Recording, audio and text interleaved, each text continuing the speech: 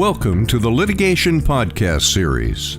This podcast will address the expanding area of liability for texting and smartphone app use in personal injury cases by Rachel Hadrick, attorney at law. Ms. Hadrick practices in the litigation, automotive dealership, and insurance practice groups at McNees. Just about everyone today uses a smartphone in some capacity, whether for work or for personal use or for play. We all use smartphones. Now, each and every day, smartphones have new technology that assists us in our lives and make our lives easier, but they can also put us at risk for injury and put others at risk for injury as well. Specifically, the use of a smartphone while driving has become a prominent issue in our society, and our legislatures have taken measures to help deter that kind of conduct and prevent injury to others.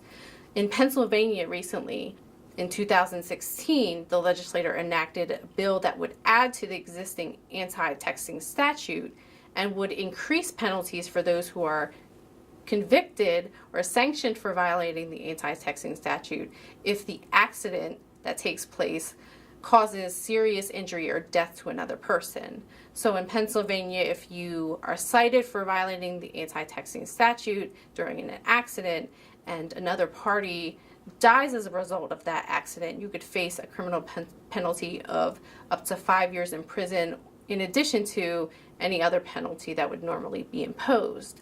Now, while we know criminal statutes sometimes help deter conduct, that doesn't necessarily provide the relief to the injured party who may have lasting or permanent physical and emotional injury. So that's where the civil courts come in, providing an avenue for those parties to potentially obtain monetary relief to help address their permanent or extended injuries. In Pennsylvania recently, in the Gallatin case in Lawrence County, Pennsylvania, the family of a motorcycle driver who was killed in an accident sued not only the driver of the other vehicle, but also two people who were texting that driver under the theory of acting in concert, saying that the two people texting the driver encouraged the driver to violate a duty not to text while she was driving. And that case has survived preliminary objections filed by both of the people who were texting the driver and continues. Now in Georgia, in the Maynard case, the plaintiff who suffered traumatic brain injury after an accident sued not only the teenage driver of the vehicle, but also Snapchat, who developed the application that the teenager was using while she was driving. The teenager was driving more than 100 miles per hour at the time the accident occurred, and the theory is that the teenager was using the Snapchat filter, which actually displayed her speed at the time of the accident. There have been reports that people have asked Snapchat to remove that filter because it encourages people to drive faster and increase their speed, thus increasing the reading that is on the Snapchat filter.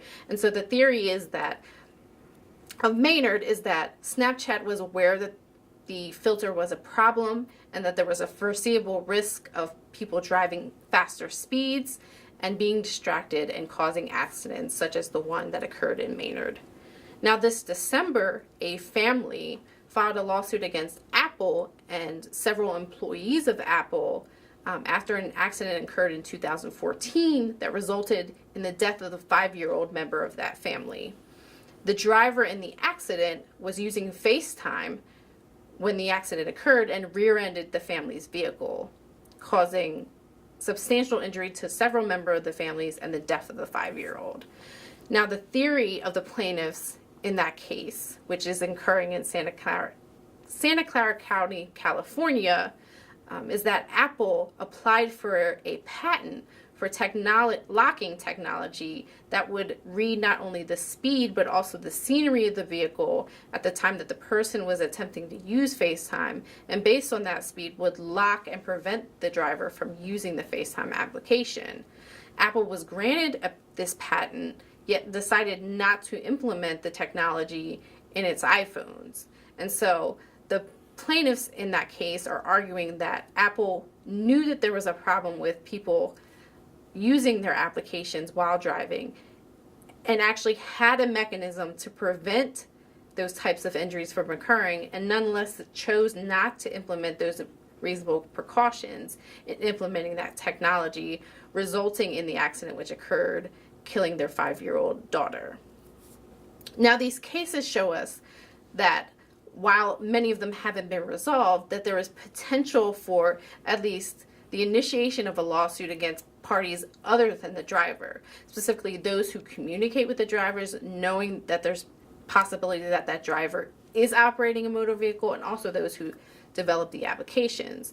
And so it's important for all of us to be aware of this potential for liability, or at least the potential for a lawsuit.